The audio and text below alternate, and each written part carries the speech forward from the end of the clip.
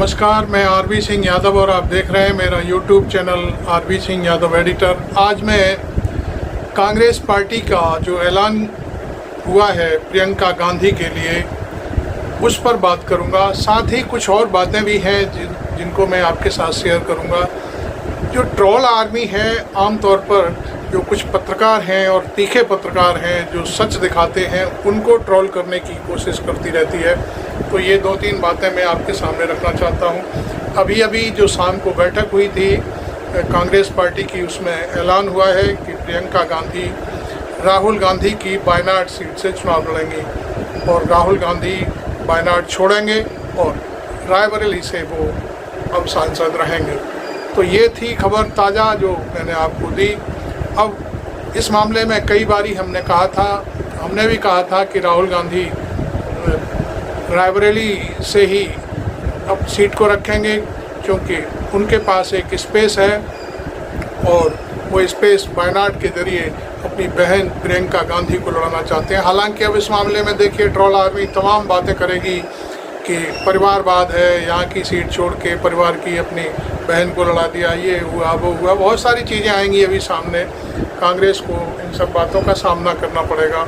हालांकि राहुल गांधी ने रायबरेली की एक सभा में, आपको मालूम ही है, अभी जब जनता का धन्यवाद करने गए थे तब कहा था कि मैंने इससे कहा था कि ये वाराणसी से चुनाव लड़ ले, लेकिन इसने मना कर दिया। यदि ये उस समय यदि वाराणसी से चुनाव लड़ जाती तो नरेंद्र मोदी को 3-3.5 लाख वोटों से हरा देती। ये राहुल गांधी ने खुद कहा।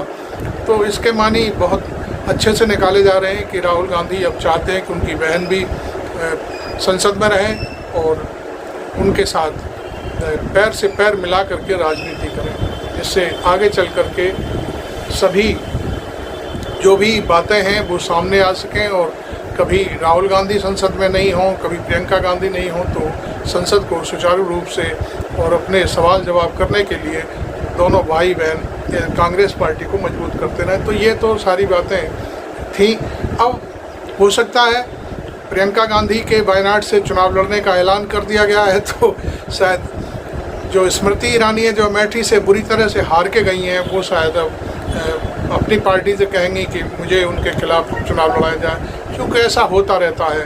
आपको मालूम है कि जब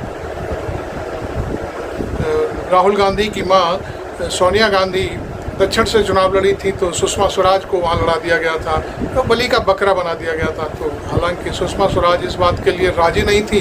मैं आपको ये बात बहुत मतलब अपने कॉन्फिडेंस के साथ कह सकता हूँ, लेकिन फिर भी उन्हें उनके खिलाफ लड़ा करके उनकी वहाँ बेइज्जती कराई गई, क्योंकि सुषमा स्वराज हमेशा दिल्ली की राजनीति करती रही और दिल्ली में उनका होल्ड था, लेकिन फिर भी बेलारी से चुनाव लड़ा करके उनको हैरेस किया गया था। और ये सारी कहानियाँ जो जोड़ी है हमारी गुजरात की, वो सब काम करती है कि लोगों को कैसे कहाँ पर क्या दबाया जाए और किस तरह से उनको अपने रास्ते से हटाया जाए।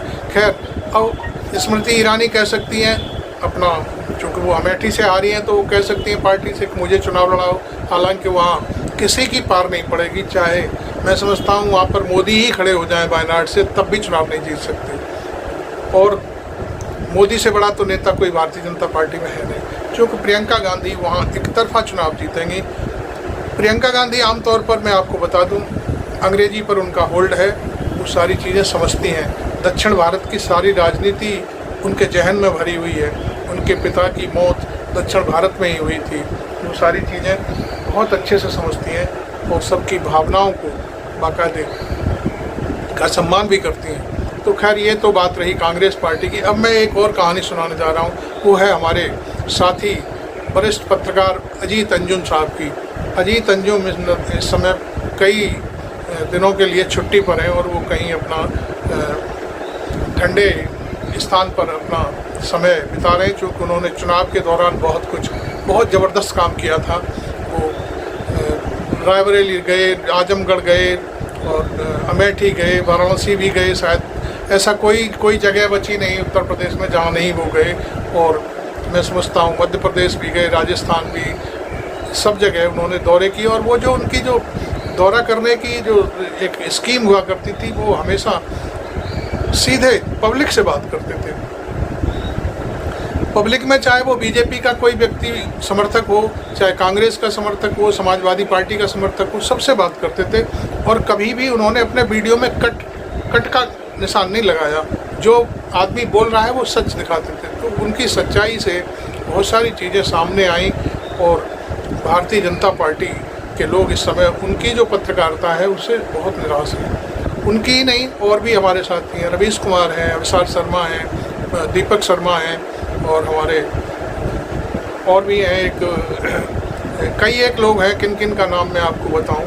तो बहुत सारे लोग हैं जिनकी कहानियां मैं आपको यहाँ अभी सुनाने वाला हूँ। ध्रुव राठी हैं, अशोक कुमार पांडे हैं, बहुत सीनियर जर्नलिस्ट हैं, उन्हें इतिहास की बहुत भारी समझ है, वो भी हैं। उन्होंने तो इस मामले में एक वीडियो तैयार किया है और उसी वीडियो से मैं प्रभावित होकर के ये वीडियो आपके सामने अपनी भाषा में, अपनी लैंग्वेज में प्रस्तुत कर रहा हूँ। अब ये देखिए कि अजीत अंजुम का एक वीडियो, एक क्लिपिंग इस समय वायरल हो रही है। उनको कहीं से अजीत अंजुम का नंबर लेकर के किसी व्यक्ति ने, जो अंधभक्त है, उसने फ़ोन किया।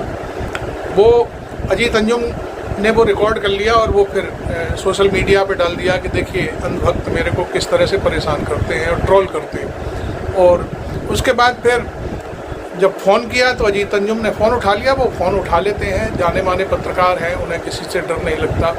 फ़ोन हम भी उठाते हैं, ऐसा नहीं, हमें भी किसी से परवाह नहीं किसी की, ना हमें किसी से डर लगता है कि कौन क्या बोल रहा है। सबके जवाब हमारे पास होते हैं। तो अजीत अंजुम से उस व्यक्ति ने कहा कि अरे भाई, कर्नाटक में पेट्रोल महंगा हो गया है, उस पर आपने वीडियो नहीं बनाया। तो अजीत अंजुम ने बाकायदे जवाब दिया कि मैं तुम्हारा नौकर नहीं हूँ। तो इस तरह की कहानी और बहुत सारी और भी बातें हुई, लेकिन ये एक करीब छोटी 4-6 सेकंड का एक ऑडियो है, वो इस समय तैर रहा है सोशल मीडिया पर। कहने का अर्थ ये है कि जो व्यक्ति, कांग्रेस की सरकार है कर्नाटक में और उसने वहाँ पर अपना कुछ पैसे में का इजाफा कर दिया है, उसको लेकर के इतनी चिंता में है कि वो अजीत अंजुम को और तमाम पत्रकारों को ट्रोल कर रहे हैं। उनको ये नहीं मालूम कि जैसे ही 4 तारीख गई और 5 तारीख को नरेंद्र मोदी की जो सरकार है शपथ ग्रहण किया, टोल बढ़ गया, पूरे देश में टोल बढ़ा दिया गया, 10-10, 20-20 रुपये बढ़ा दिए गए। ये क्या मतलब है? टोल बढ़ने से आप जानते हैं क्या होता है? टोल बढ़ने से यात्रा महंगी होती है और यही नहीं, आम जनता के ऊपर भार पड़ता है। जो बसें होती हैं, बसों पर टोल लगता है, वो बस यात्री के किराए में बढ़ा देती है। तो ये सारी चीज़ें हैं। और आपको मैं बता दूं, घर की जो रसोई है उसके बारे में कभी बात की है आप? 60-70 रुपये किलो अरहर की दाल हो गई। दूध पर 2 रुपये लीटर बढ़ा दिया गया। अभी और सुनने में आ रहा है और बढ़ाया जा रहा है। लोकल जिस दुकान पर जाओ तो वो 3 रुपये ज़्यादा बढ़ कर के लेता है। इस बात पर कोई नहीं कहता कि वीडियो बनाओ, कभी नहीं कहा होगा, आपको मालूम है। तो बहुत सारी चीज़ें हैं। अकबरपुर है लखनऊ में, तो एक इलाका है, वहाँ पर बुलडोजर चला दिया गया, पूरी बस्ती की बस्ती उजाड़ दी गई।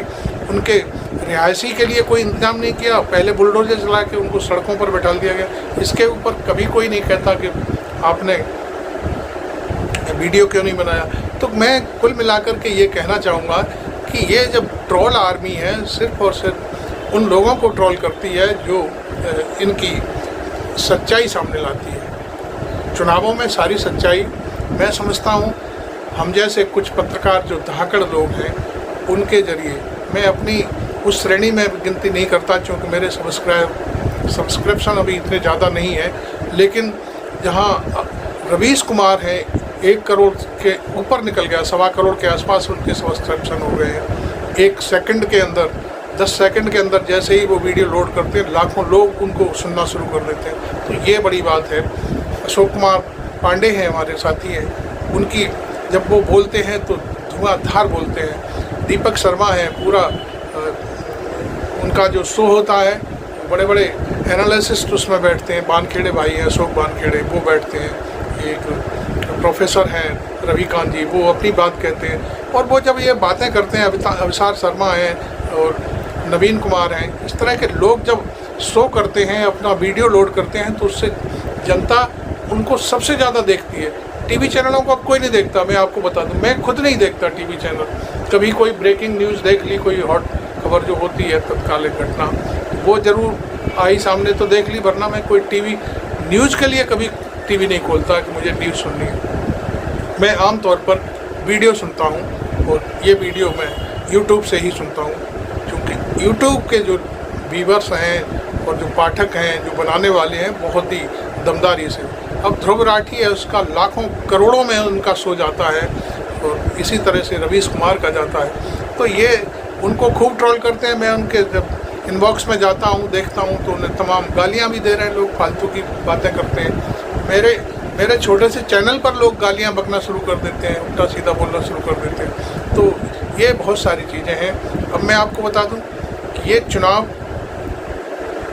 मोदी मीडिया ने मोदी के लिए लड़ा और यूट्यूबर्स ने इंडिया गठबंधन के लिए लड़ा। इंडिया गठबंधन के जो मुद्दे हैं वो यूट्यूबर्स ने उठाए। जो हमारे देश में इस समय 10-20 जो यूट्यूबर्स हैं, उन्होंने रोज़ाना दिन रात मेहनत करके अपने एनालिसिस प्रस्तुत किए और सारी की सारी इन्फॉर्मेशन आम जनता तक पहुंचाई। और उसका यही कारण है कि भारतीय जनता पार्टी 240 सीटों पर रुक गई, उसे स्पष्ट बहुमत नहीं आने दिया। तो ये हम लोगों की अपनी ताकत है, जिसके जरिए हम भारतीय जनता पार्टी को, खासतौर पर मोदी की जो तानाशाही थी, उसको रोक पाने में सफल हुए। तो आपको ये छोटी सी सूचना कैसी लगी ज़रूर बताएं। और प्रियंका गांधी वायनाड से चुनाव लड़ेंगी, कांग्रेस ने फैसला कर दिया है, तो इस पर भी आप अपनी टिप्पणी ज़रूर दें। Thank you very much. मैं आरबी सिंह यादव।